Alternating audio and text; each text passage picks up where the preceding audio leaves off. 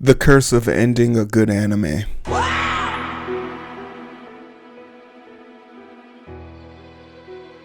Maturing is growing up and learning anime and manga that leave you fulfilled are really the best. And a large reason for this feeling is how it all ends. The ending of a series brings on a lot of emotions, thoughts, and sometimes regrets. One of the most important things to me when it comes to content and art consumption is the aftertaste. Can I close my eyes and feel the soulful pain of a quirkless Deku, only ever wanting to hear one thing from anyone who loved him, getting the satisfaction of his hero saying, "You can be a hero." When My Hero Academia is all said and done, after the hate, the critiques, and congratulations, when I close my eyes and I think about My Hero Academia, that moment will live in my head rent-free. I'm a lot older now, so the way a show makes me feel is more important than the impact frames. I know there is room for all types of appreciation. That's why I have no qualms when it comes to how people choose to appreciate art. But I do want to bring some attention to a situation a lot of people in the community may not be aware of. So I will try to be gentle. But if you are mad about how Jujutsu Kaisen's ending went, then you should be happy about how My Hero Academia's ending has gone. I'm very new to this whole video essay thing, so please forgive me for any nuance that I'm missing here or any type of conceptual artistry that you would normally come to expect from a video essayer. I've looked at a lot of video essays and just thought I'd throw my hat in the ring. I'd appreciate it if you not only gave me the time to cook, but allow me to give you all the tools I have brought to this cooking table. And make sure you leave room for dessert, because there's plenty. Also, please like, share, and subscribe. Anything you can do to engage with this channel really helps this channel.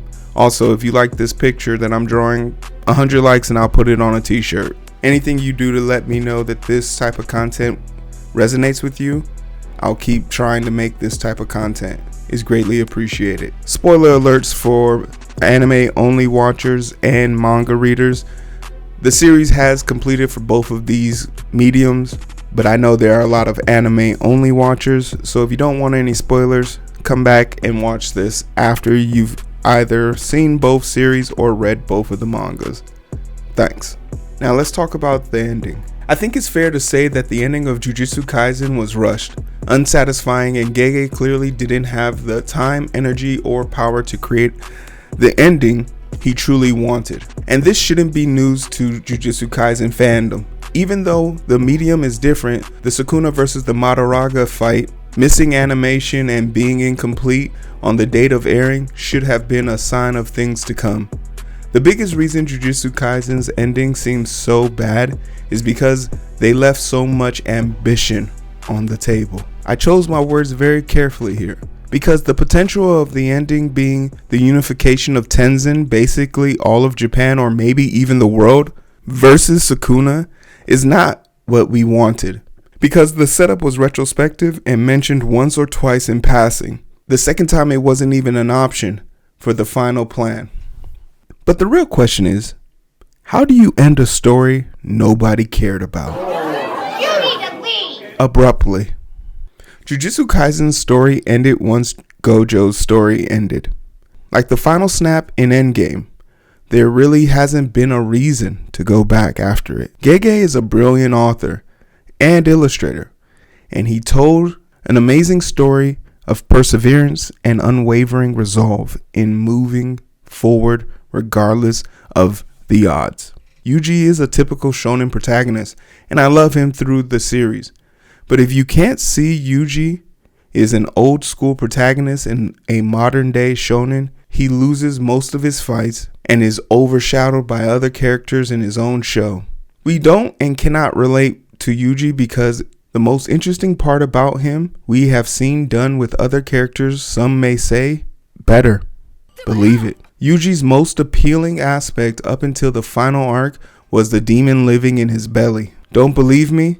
Ask yourself. When Sukuna left Yuji, did you feel happy for Yuji? Were you happy that Yuji was finally free? Did we even get any time to reconcile with the fact that the thing that had marked him for death was no longer an attributing factor? It's almost as if the antagonist picked the protagonist, and you can say they picked the wrong one. But in all honesty, no, you probably didn't feel happy for Yuji because you never cared about Yuji. In addition to that, it's probably because inherently Yuji was never in any danger, or maybe because he wasn't the protagonist of the story. The biggest, baddest dude in the verse was on a leash, and Gege probably realized that if the story was ever going to come to any actual fundamentally sound ending, the actual protagonist needed some development. And even though the protagonist and the antagonist were always on screen for 70% of the series never felt like it was moving plot-wise. Jujutsu Kaisen's ending suffers from the two people who we cared about the most in the story having their journeys cross paths way before the ending of the series. Sukuna wanted to be proven as the strongest. Mission accomplished. Gojo's a very interesting character because for all the hype he gets for his masterful skill set and his wonderful ability, his laid-back personality doesn't really mesh well with his ostensive goals. He has these laughable aspirations and goals and meaningful reasons for wanting to do it, but never shows the work ethic. Goku going Super Saiyan is one of the greatest marvels to man, but it's not something that you felt was not unearned. Krillin's death might have been the thing that sparked it, but it was the copious amounts of training we've seen on and off screen. We've literally watched whole training arcs be developed and move into the brighter tropes of anime and shonen alike. At what point did Gojo actually do any training? In fact, it always seems like training is brought up as an afterthought. Flashbacks galore of trainings, which would have done so much more for the general idea of connection, camaraderie, and goal setting for Gojo. But this was never the case. We always only saw Gojo in his most dominant, flamboyant, reckless, insult-heavy, OP version. So I have to ask, why wasn't his life mission to be the strongest and remain the strongest, while building a team to be just as strong as him so he wouldn't feel alone? Excuse me, who in this list could literally touch you if they wanted? Megumi, after risking it all? This makes no sense. He clearly loved his students,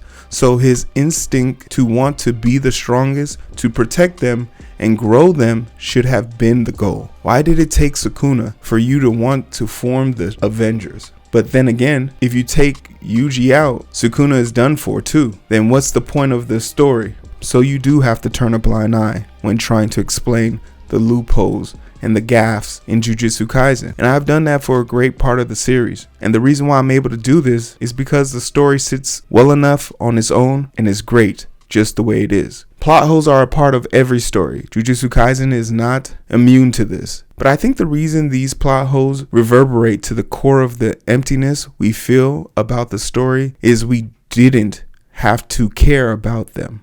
One of the biggest plot holes is what was Yuji's domain expansion. Yuji's domain expansion was the power of sympathy, the actual weakness of a curse. Yuji, like Sukuna, was cursed. Yuji was cursed by his pawpaw. The task of keeping people alive and happy is a miserable world. Why would you put that on someone? Furthermore, pawpaw, have you ever done any of the things you're asking Yuji to do? No, you haven't, because you died alone. Yuji was a good person, so this curse wouldn't consume him. But Yuji's domain expansion being essentially the power of friendship in the context of Jujutsu Kaisen seems off. Because like I said, you have seen this story before and probably better. Believe it. My Hero Academia is the better ending because you have certainty versus mystery. What will the second story of Jujutsu Kaisen consist of? The first half will be literally tying up loose threads from the first series. I really want you to understand the reason Jujutsu Kaisen's ending is so bad is because the good guys won. How it should have ended. 2 years after the war, rebuilding is still taking place and Deku is rushing to the hospital as All Might is holding on. His final battle with All for One has pushed his body to the limit, and the injuries he sustained during the final battle from the War Machine prototype has taken an extensive toll on his body, and he has been wavering ever since. Deku's stuck in traffic, only having a few embers left, maybe enough to go full cowling once or twice. In that moment, sitting in traffic as he panics to hurry up to get to All Might, looks within himself and sees the empty vessels with the empty chairs where his old previous users of One for All used to be, all of them lost in that final exchange with Shigaraki. In that moment, a boat loses power and strikes the bridge's pillars, causing it to crumble. Deku goes into hero mode and starts to help, but within seconds, actual heroes arrive and Deku starts to power down, realizing he isn't needed here, and that it is probably going to be the case a lot moving forward. When he loses One for All, he won't be able to do the things he used to be able to do. He won't be able to be the hero All Might used to be. In his moment of doubt, a cable snaps, injuring a hero and pinning a car with a lady inside. The cable is on top of the car, dragging it into the water. Deku in that moment looks around, reassuring himself he doesn't have to be here. The heroes have it. He may need One for All for something bigger. What if there's a threat? What if there's another Shigaraki? What if he needs to get to All Might? What if he needs the power for something else? Thinking back to the time where All Might used his final embers at Kamino. All Might, what should I do? All Might. Deku's heart begins to race. He's having a panic attack. I want to be with you, All Might. I want to say thank you for everything one last time. I want to be a hero. All Might. All Might. And in his panicked, erratic, chaotic mind, a gentle hand on his shoulder. 12/14/2023 at 1900 hours. All Might has passed away. Bakugo, looking at the door expecting to see Deku, the room becomes somber, tears flow heavily, and cries in the hallway echo. Bakugo glances at the monitor, showing the bridge in the distance. Under duress, Bakugo speaks out, "You idiot." Snap back to the mind space, where in this instant, Deku realizes All Might is gone, and he says, "No worries, young Midoriya. I am here." All Might is in his prime form, clear as day. Deku can see All Might in his mind space. Cut back to the bridge. Deku begins to smile as one tear rolls down his cheek as he regains 100% of One for All. Cut to black. This is the story of how I became the world's greatest hero. That is not how My Hero Academia ended, but I can envision it happening this way because of the ending I was given. I don't have to guess or pretend to know what would have happened, and it isn't because the ending I was given was fulfilling. I cannot say the same for Jujutsu Kaisen. Most people wanted the third coming of Gojo, and the author told us both times he just doesn't fit in the story after losing. Even Yuta mentions how hard it is to make Gojo's body work because of the odd measurements. Gege really wanted to create a series where there are consequences for having old tropes pop up. But the problem is we all like the old tropes. Gege wants to write a shonen trope story. The higher ups weren't having it, so they made him finish it. Jujutsu Kaisen's ending is hard to fix because it's trying to be an adult version of a shonen trope. The big three of Jujutsu Kaisen literally mirrors Naruto. A moody black power wielding person with an estranged relationship to a family member. What's up, Sasuke? A brash girl with deep ties to her upbringing, trying to be impactful to the verse, disappearing for a long time and then coming back stronger than most other people in the verse because of her unique power. Hashtag Sakura isn't trash. The dumb but super strong main who is carried by the demon in his belly, or the teacher. Come on, man, they're not even trying at this point. I literally can't even think about how Jujutsu Kaisen should have ended because I don't have enough of the middle or the lesson that needed to be learned. What value was being gained by telling this story? So where does that leave us? The start. My Hero Academia's ending was better than Jujutsu Kaisen because it is certain and fulfilling. This has nothing to do with which characters were cooler or better. Doesn't matter how many impact frames, but it does have everything to do with making sure artists get to tell the stories they truly and fully want to tell. Horikoshi's My Hero Academia ending felt rushed, but it felt that way because we wanted to follow our heroes, our friends that we've been traveling with on this journey for the past 6 years, on their next journey. But just like this video, all good things must come to an end. We want more of Jujutsu Kaisen, but we want the old Jujutsu Kaisen, not the new stuff. Because we know the new stuff will spend half of his time trying to retcon the bad ending, which is just proof of the issue. The sad thing about growing up and maturing is knowing that you didn't care about the bad ending of Game of Thrones because you never watched it. The irony of being a Jujutsu Kaisen fan after chapter 271 is I can empathize with Game of Thrones fans now. Thanks for watching.